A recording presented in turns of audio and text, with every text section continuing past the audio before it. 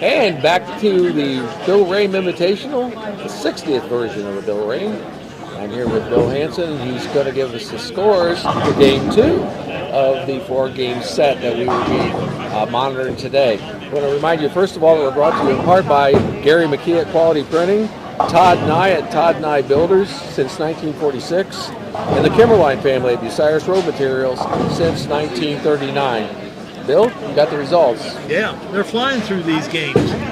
That's probably the quickest opening day that we've had for a while. Yes. So, okay, on lanes 1 and 2, Todd Spurlock Jr. had a 178 to give him a 2-game total of 378. Joe Powers had a nice 226 to give him a 411 lead, so he's up a little bit on Todd. Mike Hill had 154 to give him a 346 against Don McLaughlin, 269 game, which is 470. So Mike was having a lot of problems. He was telling me, yeah, he's struggling. Mike Lear had a nice 279 game, that second game, for 471 total against Larry Baldinger for 217 for 454. So still within striking distance. In lane 7 and 8. Joel Butt had a 224 to give him a 449 total against Brock Likens 254, and that puts Brock up on Joel 486, 449. So got a 38-pin lead there. On lanes 9 and 10, Phil Gable had a nice 236 to give him 472 total against Jacob Derry that had a 200. So Jacob's struggling there a little bit. Give him a 392 total. On lanes 11 and 12, Bob Laird Jr. had a 206 to give him a 441 total against Jordan Fagan's 245. Jordan came alive in that second game.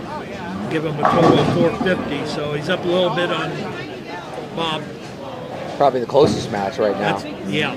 And on 13 and 14, Mitch Long had a nice 225 game to give him a 413 total. Joe Metz had a nice 256 game to give him 482, so he's up, 70 pins on Mitch, so that could be interesting.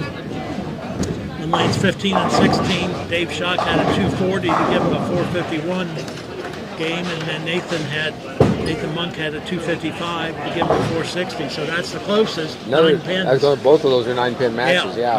Okay. So it's anybody's match right now. And when the problem with getting those 70, 80-pin deficits going into Game 3, you can't control what the opponent's going to do. Even if you straighten up, the other guy has to falter a little. And the lanes have been,